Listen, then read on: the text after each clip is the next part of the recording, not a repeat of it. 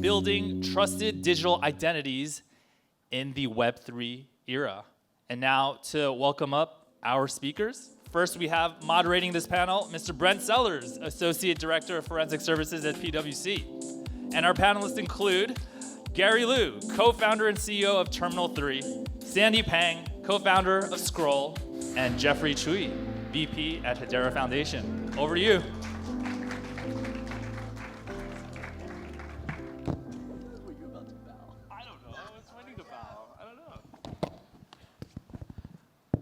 Hi, everybody. So I'll do some quick introductions and then we'll get right into it. Fantastic panel today. To my immediate left, I've got Sandy Pang. She's a co-founder at Scroll. Scroll is an Ethereum-based L2 blockchain leveraging the latest ZK technology. There's a whole ton of applications running on Scroll. The team's mission is to apply technology to improve global access to the open economy.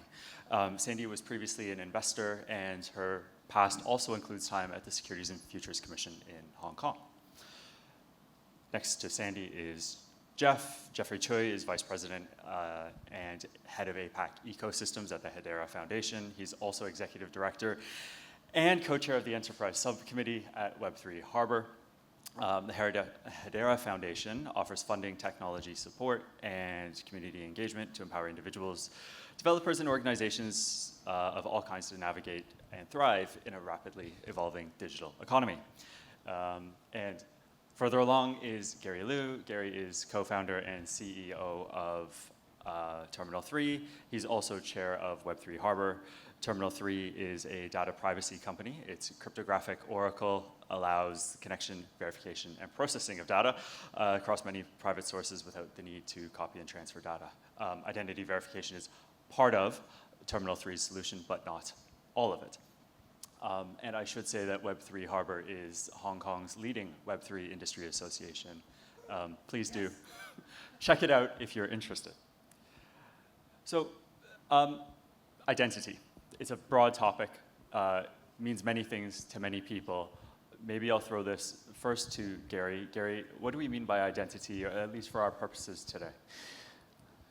That's a broad question. I will try to give a concise answer. I think identity is the verification of a claim about yourself. That's what that is, right? Because our identity is made up of so many different parts. If we ignore digital identity, and certainly ignore decentralized identity for a minute, when we're talking about who we are, it really is a collection of claims that we make about ourselves. Okay, I claim that my hometown is New York City. That's false because I actually grew up in New Jersey, but I claim that New York City is my hometown. I claim that I have a wonderful wife and 2 kids. That is part of my identity. All of these are claims about who I am and what matters to me. The collection of those claims is my identity in the real world. In the digital space, it's the same thing. It just so happens that we think about these claims differently because they are just bits of data that we want to prove to say this is accurate, this is true. So digital identity is, here is my country of residence, here is my country of citizenship, here is my address, here is what I'm authorized to do, here is where I'm allowed to log in, here is the access or the assets I own. All of these are bits of data that I have to verify and altogether make up our identities in the digital world. Okay. Sandy, Jeff, anything to add to that?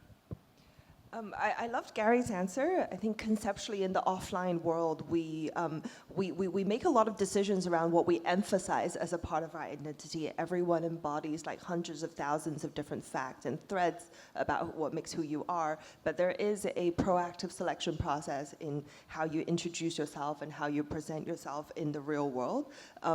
On-chain is a relatively similar process, albeit with more technical tools and more transparency and more access to information. And the technical speak for like claims is maybe like attestation, so you can attest to having certain properties, having contributed to certain GitHub and having done certain things and invested in certain things. So there's an on-chain footprint that could be collected in Web3, and that tends to stay with you for a really long time. And there are various social and practical implications that are associated with that, and lots of use cases that will evolve as a result of these tools being available for tracking your identity. And as I'm sure we'll go into lots of discussions about the different use cases that will emerge as a part of this trend. Yeah, thanks so much, Sandy. As Gary was saying, he's making all these claims, right? Who is it to verify these claims? And then now it's centralized sources, right? And then we go back, why are we here? Web 2, Web 3 transition. Hong Kong is a really good place for this migration and all the companies that are involved. I would have to say, digital identity for the longest time has been very platform specific. Right? It's like extraction of data, consumption of data, depending on where you're logged into, where you're actually onboarded, right? Whether it's Twitter, LinkedIn, Facebook, Instagram, etc. With what we're talking about today, which is trust, it's like that reputation, right, Gary? So it's like you're saying something, it's verified in a decentralized manner, where it cannot actually be manipulated in ways that centralized sources could do that. And so I think that's another area of focus that we should look at is digital identity. Is yes, it's digital, but what does it actually really mean in a Web3 decentralized sense? Okay. And follow-up question: Is this about people? Is this about businesses? Is it how small or broad is identity? This digital identity. Maybe I'll do real quick this one. In terms of identity, I don't think it actually differentiates between people, businesses, entities, etc. Especially in the Web3 sense, when you have a lot of different applications that are using decentralized networks, who is it to say that an individual person is different than an agent running activities on your behalf, right? And then also all the different activities that are related to that, whether it's selective disclosure of certain information, verifying that you actually have authorized a transaction to actually occur or happen. All of these different applications require a consistent identity stack, regardless of wherever it's actually sit or what technology platform it's on, as we move into this more agentic-driven world. So I think Terminal 3 is working on a bunch of stuff on that. Yeah, we don't need to dive into that just yet. I'm sure we'll touch on AI, but yeah, identity is not just about people, right? We have to start differentiating. So we now talk about sentient identity. Sentient identity is identity for flesh and blood, like us, but then there are our companies, there are our associations, and there are definitely AI agents that represent some of our needs, but also some of our authorizations as well long term. It is much broader than just individual people now. Right. So we've kind of touched on where identity is used today. If you want to log into Facebook, if you want to log into your bank, all of those things. In a Web 2 world, you have your login. That's your digital identity, as has been talked about. How does that translate into a more Web 3 forward-looking kind of world? Where is the demand coming from? Where's the interest? Maybe I'll start. I'll throw it to the far side. Sandy has to start here. Okay. You asked the Web3 question. She's the only real Web3 native. This is true. No, that's not true. I think lots of experts on this panel, but I'm happy to take a stab at this question. I think when one thinks about your digital journey, the first identity, regardless whether it's corporate or individual, people typically start with a website or an email. That is part of your identity. You pick your sandyping@gmail.com at some point as you're growing up, and then at some point you buy your website domain, and as Web3 evolves, a lot of that Web3 digital identity becomes like a wallet address. The practical manifestation of that becomes kind of transactions and like coding contributions, collaborations, and it expands from there. And then the events that you go to, the badges and the POAPs that you collect, the Solana or other Hedera name services that you tend to collect as your digital footprint expands on chain. These things kind of contributes to the fabric of your kind of components to your digital identity. And in terms of what you can do with it, right now, it is like the most kind of commercial thing that people tie to digital identity is to do with like getting allocation and airdrops. That is whenever a project thinks about like how to distribute resources or how to allocate resources in a public space, people look at your past credentials, and those are formed through your digital, like Web3 footprint specifically. How much have you interacted on different chains? How much have you contributed to different societies and communities?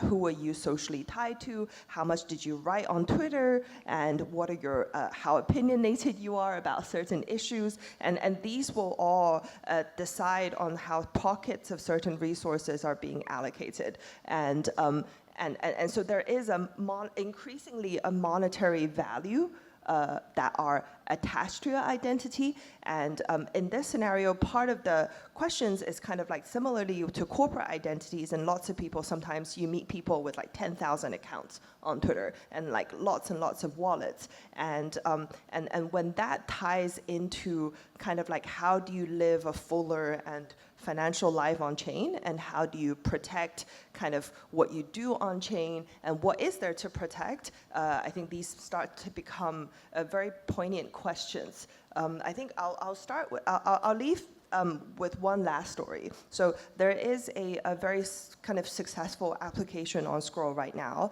that is gaining a lot of traction. So it's a DeFi credit card service provided by the EtherFi teams called EtherFi Cash that has 50,000 users right now. And I can very clearly tell there's one user that has parked about 10 mil on their credit card, who is spending about 1 mil a year, and he's traveling to all the crypto conferences. So by looking at the time zone of when his daily spends are, I can roughly figure out whether he's in which continent or she. And if I wanted to spend even more time doing Web3 forensics and accounting backwards, I can probably find out a lot more of this person's identity if I should wish to. And these are kind of problems that are at the cutting edge of living their digital identity. And then the shameless shill is that we designed a solution that can protect this from a privacy layer that is coming out at some point like early next year, so that you can both kind of disclose to authorities and to regulators and accountants about what your on-chain footprints are, while protecting this from like nosy on-chain researchers. How much are they spending? About $1 million a year, by my estimates. We're nosy. I'm very nosy, yes. To go to consensus, so that's, yeah. That's right, right? I do fully agree with what you're saying on that. I do want to bring it back to the question that you asked earlier, which is individuals versus institutions or entities. I think one of the drivers coming in for individuals is, as Sandy said, monetization. So how can you use Web3 to make money in ways you couldn't make money before? And whether that's with agentic AI or, there's a lot of talk of, well, when are we going to see the one person or one agent unicorn company coming out soon? I think it's around the corner. So how does that fit into? So I think that's driving a lot of it, right? In terms of how does identity actually fit into that value proposition for an individual? I think for an institution or entity, it's really about compliance, right? GDPR and other data compliance regimes around the world. How do you stay compliant in a decentralized world? Because now more and more you may be moving into crypto or digital assets. Those will fundamentally change your market architecture and market infrastructure. Your applications are actually hybrid and eventually maybe fully public permissionless. And then that also creates another level of requirements to be compliant. And I would say, yeah, I'll stop there, but it's basically individuals monetization, institutions compliance. I'll try to simplify what Jeff just said, because I'm not as smart, so I need to simplify for myself. So if I were to take the analogy from the previous panel, which is stable coins are plumbing, I think identity is the key to locks. That's what it is, okay? So as we're building a city, we need doors that have locks and keys that open them. And of course, then we need the piping. And if we think about the evolution of technology from Web 1 to then Web 2 to then Web 3, and then beyond Web 3, the agentic web with AI agents, all of those, they're not replacing each other. They're just adding to one another. And with every single one of these step changes, what primarily changes is the velocity of transaction, the amount of transactions that happen. That's why the plumbing, the piping has to get wider because there's more transactions going through the plumbing. And it also means that we are actually unlocking more doors faster every single second. That's why digital identity matters and the verifiability of identity matters, because it's a completely different velocity at this point. It used to be KYC, we do it once every few years at most. Therefore, we have no problem walking down to a bank and showing our face and talking to a human being so that we get access to our bank account. Right? Because it happens once every few years. Or maybe for a lot of people, once a lifetime. But now, in the Web 2, then Web 3, and soon to be agentic world, our transactions and our need to verify our identity for transactions is going to be happening once every day, multiple times a day, for institutions, many, many times a second, sometimes. So the entire idea of identity and verification needs to change. The idea of locks and keys needs to change. I want to quickly, shortly, I want to get to the AI world and things like that. I guess before we get there, though, Sandy, you talked about, I guess, one of the paradoxes of life in a Web3 world on blockchain is your name isn't necessarily associated with your on-chain activity, but presently, almost everything you do is visible. So the idea of doxed once, doxed forever, right? So why would people want to share their information into a Web3 world? We talked about incentives and monetization and things like that, but what is the incentive? Why would people want to do, where's the risk-reward trade-off? Why should they have trust? I think that's a great question.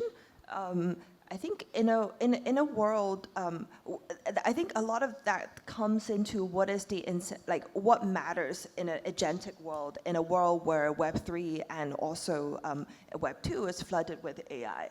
I think it is somewhat of a consensus that attention is something that will become increasingly valuable. So unless you put some aspect of yourself out there, it's impossible to grab people's attention. And two is that trust and legitimacy is also a very, very rare and valuable resource. And so unless you build somewhat of an on-chain track record and or you've been correctly predicting certain things or correctly invested in certain things, that track record also contributes to the increase of trust. So in a world where there's a thesis that maybe in the future that money wouldn't matter and your past credentials wouldn't matter so much. A lot of things doesn't matter anymore. The new meta of attention being valuable and trust and legitimacy being valuable, these are all upsides of putting yourself more out there and creating and crafting an on-chain identity. I think I would think about how much time everyone spends touching up their CV and spend on, kind of introducing yourself every time you meet someone new. There is a thought process that goes into, okay, I've got 5 seconds, what do I highlight as the salient points about who I am? A similar amount of thought should really go into crafting your on-chain identity. And that has arguably a lot more reach and a lot more upside. Right. I think it's a necessity, right? We don't have a choice. Because the digital world becomes more powerful on our behalf, the more data that we put out there we generate for it. That's just the way that technology works. The more data we put into the system, the more powerful the utility for us. I think all of us want the internet, Web3, Web2, agentic AI for sure to work on our behalf. That's why we have to put data out there. But the issue now, of course, with Web3 technologies and especially with digital assets is the data that you put out there is now transparent. So that's why we have the struggle between privacy and anonymity, okay? And then in between that struggle of privacy and anonymity, now we have regulations, and especially because regulated digital assets really, I mean, it's the only conversation that's been had in this town for the last several months, not to mention this week, that is going to require verifiable identity.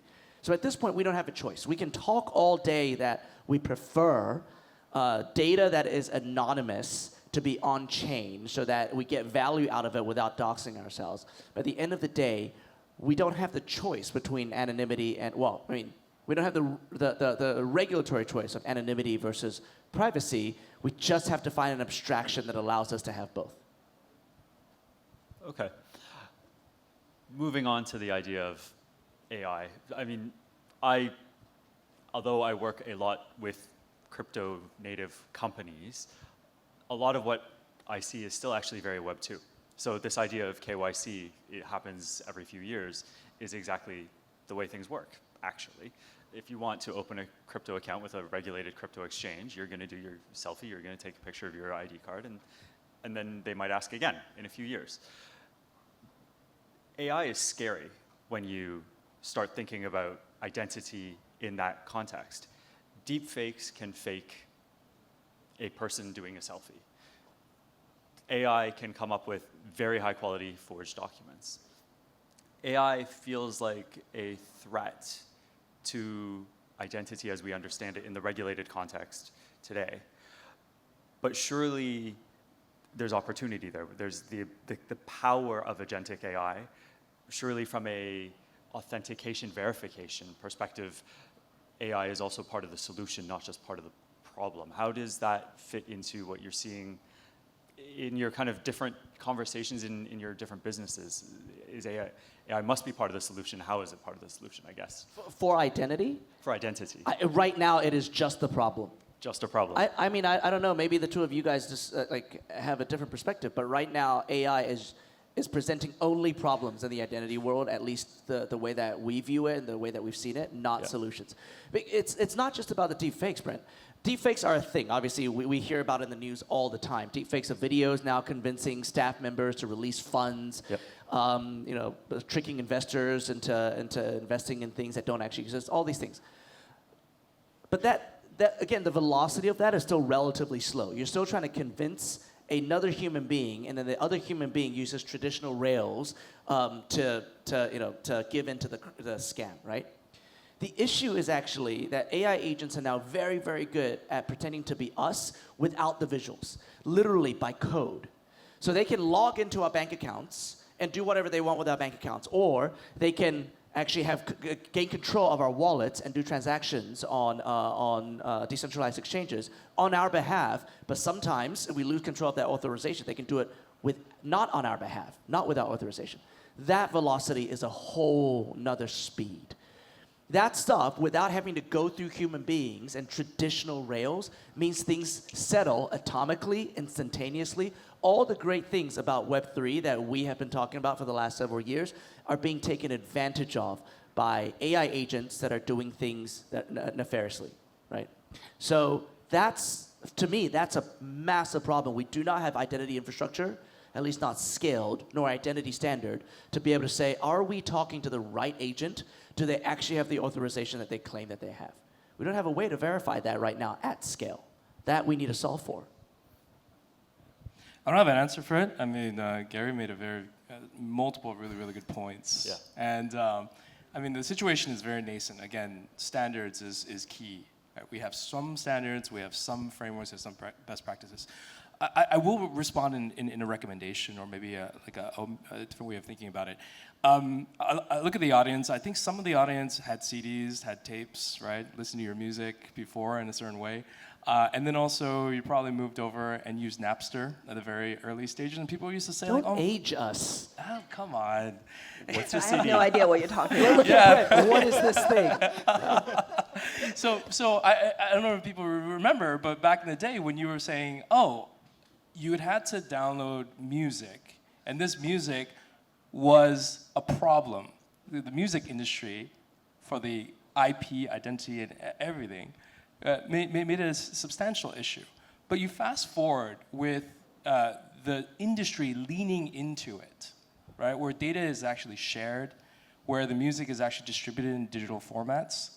And then you have mechanisms like music stores and different music platforms, that's what we eventually, maybe that's where we're going to lead into in the future, where data is a marketplace, where identity is part of the way to unlock it through incentives and monetization, where it's not an option where privacy is the only thing you're focused on. You have to have, again, selective disclosure and the ability to actually monetize your data against that. So, I really do think that we are going to move in that way, and then platforms, protocols, and decentralized applications and service providers that figure this out on the stage here will be part of that journey. I want to share 2 recent social experiments that are at the frontier of identity, AI, and also blockchain. One is that someone coded a trading bot using the most popular foundation models and raced them against each other. So the last I checked, it was 2 weeks ago, that DeepSeek was winning, and the DeepSeek created AI agent was making about 30% returns over the course of a month, and so on and so forth. But it's a changing situation. So when I look at that, the regulator in me is thinking, okay, of course there are people copying the trade, and what if you start losing money? What if you start charging for these kind of that outperforms most funds out there? And what if you start charging for these things? Who is ultimately responsible? What if financial risks are cost as a factor of this? And then there's another really fun social experiment that happened early in the year, which is it's called Fraser. I don't know if you guys have heard of it, but it's basically you can claim your digital twin, and this twin has embodied a lot of AI agent tools that you can have access to as long as you stake some ETH, and that unlocks your digital twin identity. And then your digital twin can play all these games, and some of the games are kind of poker-esque games. Some of games are like City Hunter and a Pokemon Go type of games, and some games are a bit more like gambling in nature.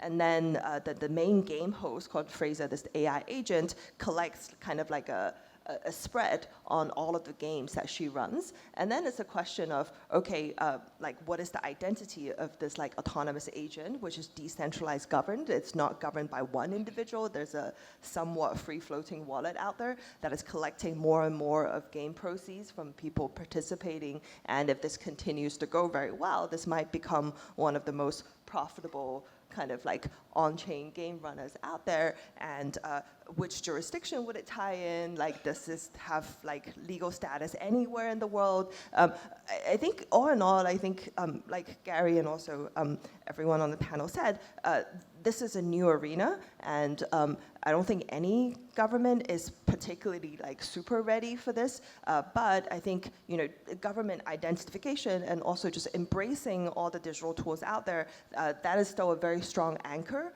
for, at least today, for somewhat trusted and verifiable identity, and that is a very difficult last mile, and that could be the unlock of a lot of interesting things. So we are running out of time, but maybe we can pick up on that as kind of the final point, is how do we, this agentic-enabled future, how is this going to look from an identity perspective, from a safety perspective? What are you guys doing to solve for this? What are you hearing? What are the conversations to solve for this? 3 years ago, a panel like this would be explaining what zero-knowledge cryptography is. 2 years ago, I was going to ask. Yeah, let's do it again. 2 years ago, what we were talking about was how do we connect real-life KYC to on-chain anonymous credentials so that we can serve the oncoming wave of regulated digital assets, which is exactly what the conversation you led last year on identity at this summit.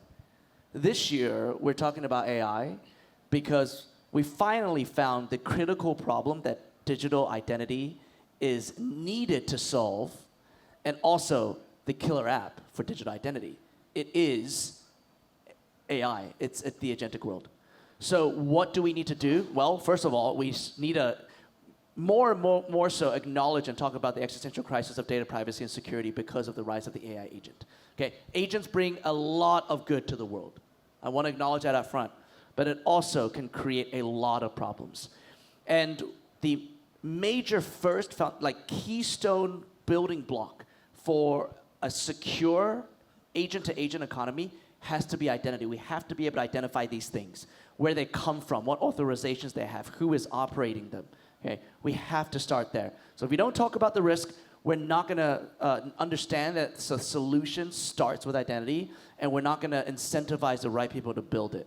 That is what we are doing at Terminal 3. I don't mean to make this an ad, and I feel kind of weird talking at our own conference, but we have spent so much time in the last 3 years building a privacy and security layer for sentient identity, and now very, very quickly applying it to solve for knowing who your agent is, authorizing the agent to do the right things, delegating those agents to do the right things, keeping your data private away from agent memory and putting it in a vault so that you don't lose control of it, and then finally being able to audit all the activities of the agent via the blockchain. So those solutions are real.